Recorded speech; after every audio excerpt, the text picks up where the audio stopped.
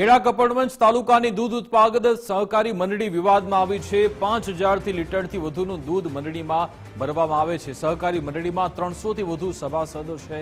Amul ડેરીની visit દૂધને લઈ ખુલાસો થયો। મંડળીમાં જિલ્લા બહારથી દૂધ આવતું હોવાનો ખુલાસો થયો છે। દહેગામના ગંગારામ પંડિત રોજનું 1600 લીટર દૂધ ભરતા। અમૂલનો વિઝિટ સમયે દૂધ લઈને ન આવતા શંકા થઈ। સહકારી મંડળીએ હાલ સભાસદનું દૂધ લેવાનું બંધ કર્યું છે। કૌભાંડમાં કેટલાક લોકોનો હાથ હોવાની પણ આશંકા છે।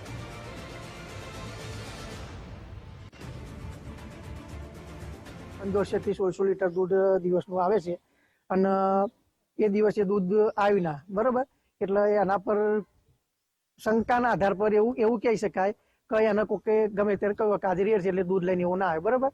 પરંતુ એ શંકાના આધાર પર અમારી મંડળીએ તેનું દૂધ મંડળીની અંદર લેવાનું બંધ કરી દીધું, તથા એનો જે લગભગ 6 થી 6 લાખનો જે 10 દિવસનો પગાર હતો એ પણ મંડળીએ જપ્ત કરી લીધો અને અમારી કમિટીએ ઠરાવ પર લખી દો કે આને જ્યાં સુધી આનો ખુલાસો ના આવે ત્યાં સુધી આનું દૂધ મંડળીની અંદર લેવાની તથા એનો પગાર આપવાનો નહીં। કપડવંજ તાલુકાના છેવાડા વિસ્તારમાં આવેલા કેવડિયા દૂધ ઉત્પાદક સહકારી મંડળી છેલ્લા 4-5 દિવસથી વિવાદમાં આવી છે।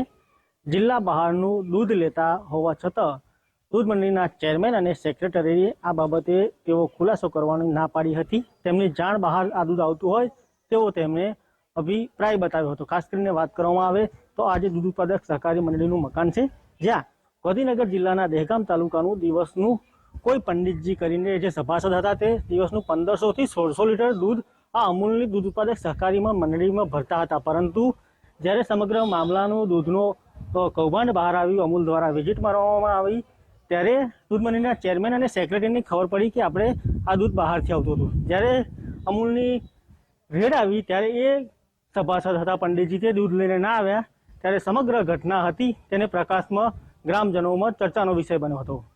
કિશન રાઠોડ સાથે ગુજરાત ફર્સ્ટ ન્યૂઝ, કપડવંજ।